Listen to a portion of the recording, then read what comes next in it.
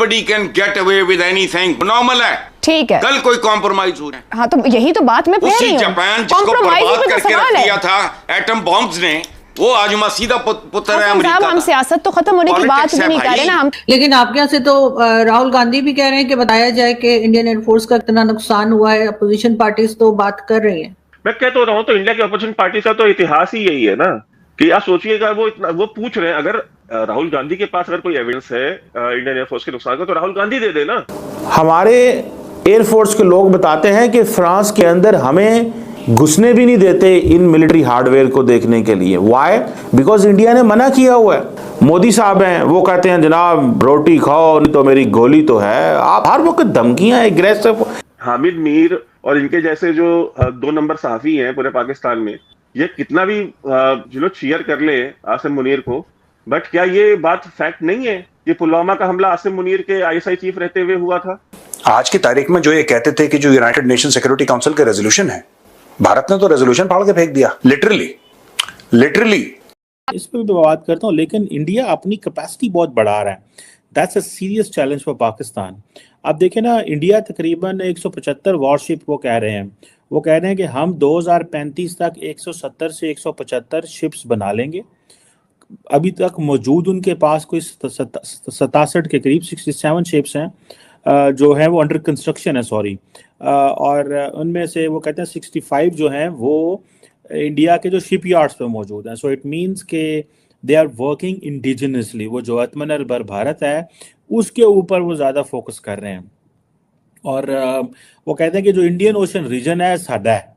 That's what Indians are telling the world. That's why the Americans and that's why everyone else, the French are coming there. बल्कि अभी मैं देख रहा था कि जो फ्रेंच श्रीलंकन प्रेसिडेंट हैं वो COP28 में जो फ्रेंच प्रेसिडेंट मैक्रोन से मिले, तो उन्होंने उनको कहा कि जो फ्रेंच इन्वॉल्वमेंट है इंडियन ओशन रीजन में बढ़नी चाहिए। ठीक है जी, इंडियन ओशन रिम एसोसिएशन के जरिए वो कहते हैं बढ़नी चाहिए। खास तौर पर पाकिस्तानी अवाम को मुखातिब करते हुए कहा कि पाकिस्तान के लोगों को, पाकिस्तान के यूथ को आगे आना होगा, समझदारी का मुजाहिरा करना होगा, अक्लमंदी का सबूत देना होगा और अपने जीवन को दुरुस्त करना होगा, अपने मुकद्दर को दुरुस्त करना होगा। यकीन कीजिए, मैं साल हर साल से टैग टीवी पर ये बातें कर रहा हूँ। प्राइम मिनिस्टर नरेंद्र मोदी ने तो आज यानी 26 मई को खुल के ये बातें कही हैं।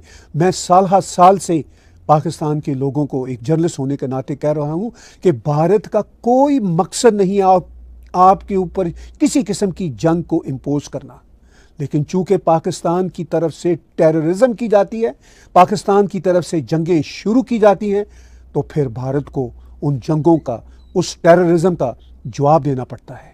लेकिन जिस तरह प्राइम मिनिस्टर नरेंद्र मोदी ने आज इस हिस्टोरिक डे के मौका पर पाकिस्तान की आवाम को पुरखलूस मैसेज दिया है और उनको कहा है कि आप अपने रवैयों में बदलाव लाओ, आप रोजी रोटी की बात करो, खुशहाली की बात करो, टेररिज्म की बात छोड़ दो।